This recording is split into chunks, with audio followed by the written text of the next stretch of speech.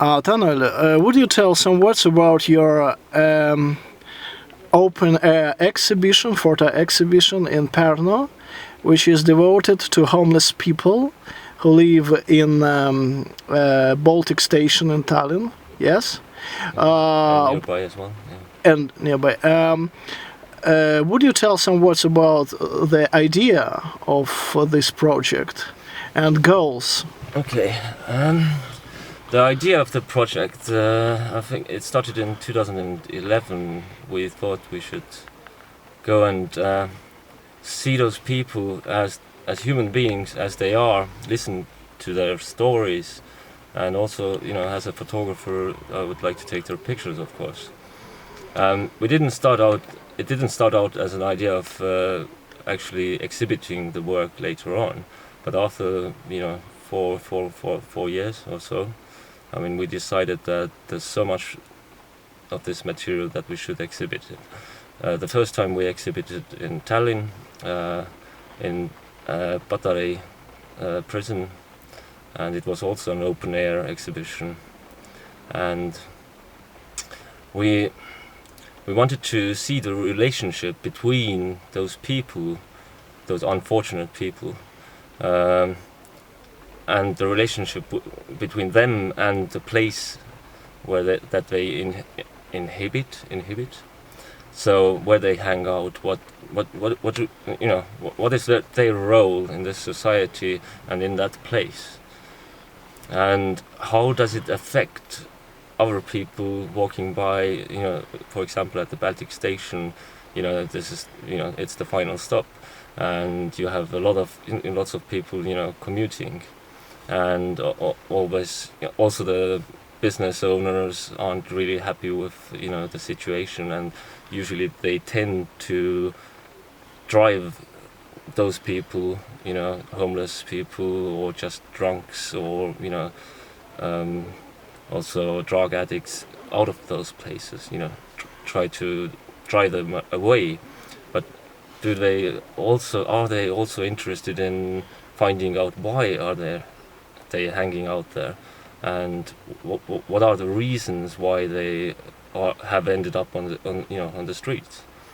So, and as we also see that when poorer regions of some places get taken over by richer people or businesses, and there's this kind of like a trend, especially in Tallinn with Telliskivi, this area with all the fancy restaurants and the hipster movement, and all they're rebuilding some parts of the town, but at the same time driving those people out of the poorer people out of those places, so they kind of don't belong to that place anymore.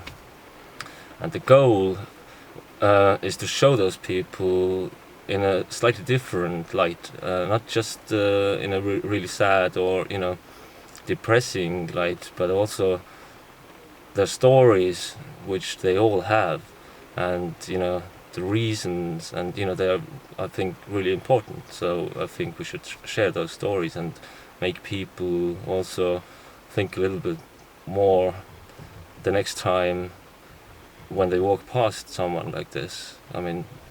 Maybe there's something we could do to make people more kind, tolerant, and also more aware, attentive, aware. Yes. And how can they change their lives, their way of life? How can they change? Yes. Well, there's some who haven't hit kind of like rock bottom because of alcoholism, and some kind of they try to get their documents in order, they try to find a job. Some people obviously they don't, but also the what's it called now, social benefits, and they don't really help those people along because they're so small, the amounts, for example, that those people get, and it's really difficult, I think, for them to actually get out of this place, because when there are places where you can wash, where you can eat, you can go to the homeless shelter, lots of people don't even want to go there because of whatever bugs you can get basically, and well, I think they could obviously try harder and try and stay sober. Some have found faith, and through the church they have kind of like they're getting their feet back underneath them, and positive changes. But did you try to achieve decision makers, maybe government or social workers, to help such kind of people? I think I'm not so sure if this project is big enough to actually get those people in power to start making any bigger changes in their politics. But well, if we're bringing more awareness to this issue, then maybe more people who actually see the exhibition share their thoughts on it, and maybe then also we could influence somewhat those who make the decisions. I really appreciate your exhibition, because you try to pay attention to the process of dehumanization, maybe, yes, to pay attention to people who suffer and who need help from the society. Yes, and are waiting for positive changes in the society, and your exhibition is some kind of opposition to the social Darwinism, which we see in Estonian modern society. Yeah. Yeah, you could say so. Basically. Yeah, and of course, how does it affect people? I see. It's obviously that people don't like such kind of yeah, that's true. Homeless people who smell bad, who have no money, who have nowhere to go. Yes, and a lot of addictions, and it's a reason of safety, or secure, because they afraid of them. That's why we also think that because of that fear, they have stopped noticing some people. I mean, I'm not generalizing. I'm not saying everyone, but lots of people have stopped noticing. They don't even I can't say care, but they don't engage. And that's probably why also once again this exhibition is up, so maybe slowly something will change. And Estonian people will be more kind, yeah, and to share with such kind of people their money, maybe, and help them. Yeah. Maybe let's hope so, but we don't know. I mean, we don't have any kind of like strict or how do I say? We don't have any solid solutions, but there's a way where we can work together. And if a family member is sick, then you take care of that family member so that they get back to health. But if in a society some members are sick or in a bad place, or then maybe we should try and help them as well. Yes, thank you so much, and I wish you, Danel, all the best. But I guess it's not the only one such kind of project. Yes, projects. You have other projects as well. Yes. Yeah, but I mean, I think this one is more.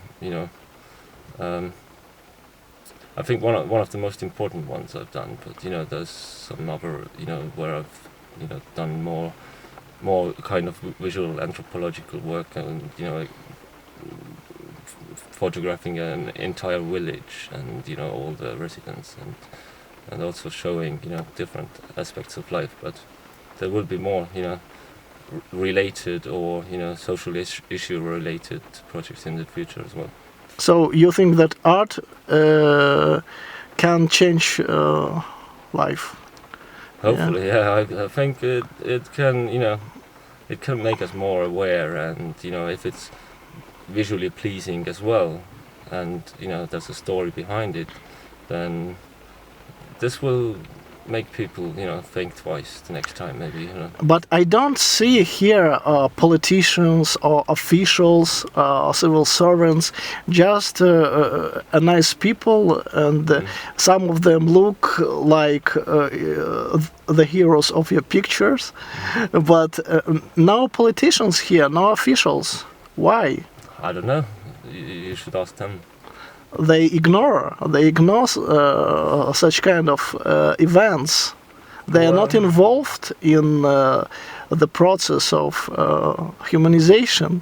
Well, they were kind enough to let me put the exhibition up, but I mean, considering also the weather, I guess people are too comfortable to actually come out, and I mean, there's some people there, eating soup, and I think they're enjoying, the place and the exhibition. So, but I see that such kind of events are not a mainstream. Yes, it's still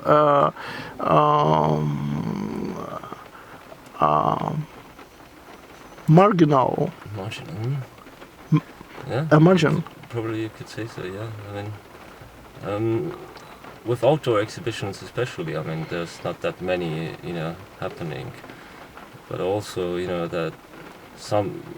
that kind of exhibition that also addresses this social issue, and when it's also, hidden away a little, and it's kind of like you want to hide away those people, and then I think those, people once again in power, or who could actually change something, maybe, or work towards change, then they will eventually notice the more, this kind of exhibitions and performances, whatever will happen. So the more. Do you think that artists should be involved in our political life, and not just to be voters or vote, but I don't to really become? believe in voting, I would say. I mean, I'm not. I've got maybe some, certain radical political views how things could be run. Not that I would want to run it that way. I'm more into, I don't hope. I think I know that it's possible for us to work together and find solutions this way, instead of just voting and hoping that someone else does the job for you. So. But it's impossible, because we should force politicians to dialogue, not just ask them, but force. And yes, and maybe we need a bigger social, or a system change. Yes, and we can start. One obviously doesn't work. Yes, absolutely, and we can start from our own party, maybe. Maybe if you want to run a party. Yes, I have an idea. Yes, about allocentric political party. It's a psychological term from psychology. Came from psychology. It's allocentrism. Yes, and it's an opposite to egoism. Egoism. Yeah. And we can start to set up our political party and make difference. Well, I'll be looking forward to it. I mean, I want to see Great. something happening, at least someone, whatever way it is, if it works towards a positive change. That's, yes, welcome. Absolutely. Because a lot of things depends on each of us. Do you agree? Issue of depends on us. Positive changes. Yeah, yes, yeah, of course. And depends on our choice. Okay. Of course. Thank you. Nice. Thank you.